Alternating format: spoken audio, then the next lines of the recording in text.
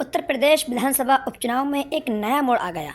असदुद्दीन ओवैसी की party AIMIM ने सपा, बसपा और तमाम सेकुलर दलों की नींदें हराम कर दी हैं। यूपी उपचुनाव में असदुद्दीन ओवैसी की पार्टी ने जहां पहले 2 प्रत्याशियों के नाम का ऐलान किया, 2 प्रत्याशी घोषित किए, वहीं पर असदुद्दीन ओवैसी ने गाज़ियाबाद से एक हिंदू उम्मीदवार को टिकट दे दिया है। जी हां, आप सही सुन रहे हैं, असदुद्दीन ओवैसी ने एक हिंदू प्रत्याशी को MIM का टिकट देकर कैंडिडेट बना दिया है।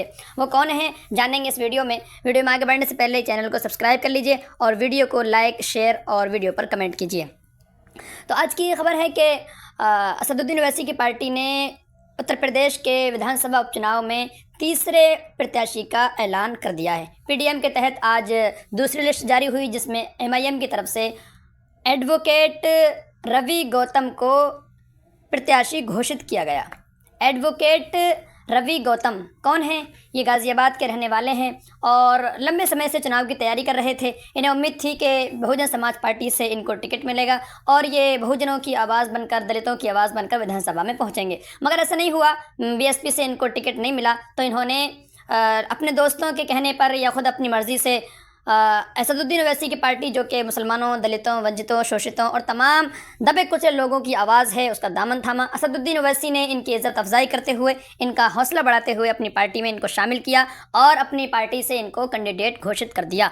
MIM के उत्तर प्रदेश इकाई के सदर शौकत अली ने इसकी जानकारी देते हुए बताया कि असद ओवैसी साहब के आदेश पर PDM के तहत MIM के सिंबल पर एडवोकेट रवि गौतम को असदुद्दीन ओवैसी की तरफ से प्रत्याशी घोषित किया जाता है। तो इस तरह 3 कैंडिडेट का ऐलान हो चुका है अब तक और PDM के तहत अब तक 5 उम्मीदवार घोषित किए जा चुके हैं, जिसमें 3 असदुद्दीन ओवैसी की पार्टी के और एक अपना दल कमेरावादी की पार्टी का और एक दूसरी पार्टी का। इस तरह से 3 पार्टियों के तहत 5 उम्मीदवारों के ऐलान की घोषणा हो चुकी है।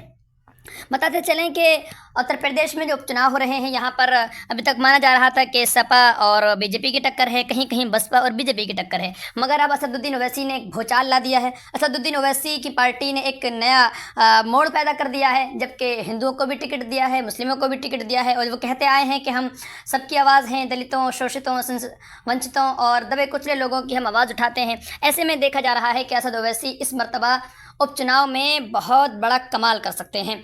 समाजवादी पार्टी और बहुजन समाज पार्टी, इसके अलावा दूसरी आज़ाद समाज पार्टी भी मैदान में है। इन पार्टियों से असदुद्दीन ओवैसी की पार्टी विधानसभा चुनाव जो 2022 में हुए थे, कहती रही कि हमें गठबंधन में शामिल कर लीजिए, गठबंधन का हिस्सा बना लीजिए, ताकि हम भी BJP को हराना चाहते हैं, मगर इन लोगों ने उनकी एक नहीं सुनी, ध्यान ही नहीं दिया, इग्नोर कर दिया। जबकि शिवपाल यादव ने कभी कभार सोचा भी था, मगर उनकी बात को भी इग्नोर कर दिया गया। बहरहाल असदुद्दीन ओवैसी की पार्टी ने दमखम के साथ अब विधानसभा उपचुनाव की तैयारी कर रखी है और तीनों जगह से कैंडिडेट अपनी अपनी पुरजोर तैयारी के साथ उपचुनाव में उतरने के लिए तैयार हैं। देखना होगा कि किस तरह के परिणाम रहते हैं और किस तरह से ये असदुद्दीन ओवैसी की पार्टी के कैंडिडेट कमाल कर पाते हैं।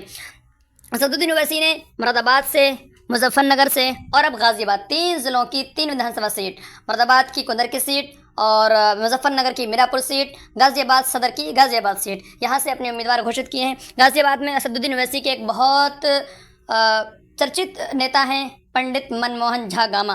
उन्होंने बड़ी खुशी का इजहार किया है और अपनी पार्टी में इनका वेलकम किया है। असदुद्दीन ओवैसी और शौकत साहब की उन्होंने बड़ी तारीफ़ करते हुए कहा है कि हम इस सरजमीन पर ओवैसी की पार्टी का परचम लहराएंगे, पतंग उड़ाएंगे और इस तरह विधानसभा में अपनी मौजूदगी दर्ज कराएंगे और शोषितों, वंचितों, मुस्लिमों की आवाज़ को पूरी ताकत के साथ, पूरी जद्दोजहद के साथ हर मुद्दे पर उनके हक़ की आवाज़ के लिए हम विधानसभा में अपनी आवाज़ को उठाते हुए नज़र आएंगे। अब देखना यह है कि मुसलमानों ने, दलितों ने समाजवादी को भी आज़मा कर देखा, कांग्रेस को आज़मा कर देखा, बहुजन समाज पार्टी को आज़मा कर देखा, दूसरी पार्टियों को आज़मा कर देखा, मगर तारीख़ गवाह है, इतिहास इस बात की गवाही देता है कि इन्होंने आज तक कुछ किया नहीं। जब अब बात आई शोषितों, वंचितों के अधिकार की, तो बस लॉलीपॉप दिया गया, उनको सिर्फ समझा दिया गया और उनके हक़ की आवाज़ नहीं उठाई गई, उनको उनका हक़ नहीं दिया गया। ना ही रंगनाथ मिश्रा की जो रिपोर्ट थी वो लागू की गई, ना ही सच्चर कमेटी की रिपोर्ट लागू की गई, जबकि सेकुलर दल लंबे समय से, दशकों से वंचितों का, दलितों का, मुसलमानों का वोट लेते आ रहे हैं। ऐसे में असदुद्दीन ओवैसी की पार्टी खड़ी हुई है कि हम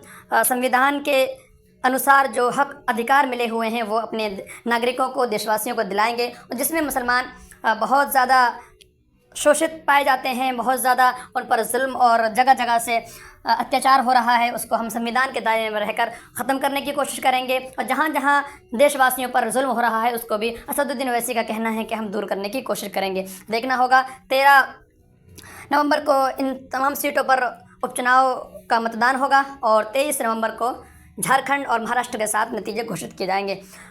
हमारे साथ बने रहने के लिए वीडियो को ज़रूर शेयर कीजिए और अपने कमेंट्स हमें ज़रूर दीजिए ताकि आने वाली और ख़बरें आपको हम दे सकें। जुड़े रहिए हमारे साथ और देखते रहिए द पॉलिटिकल पर्सन।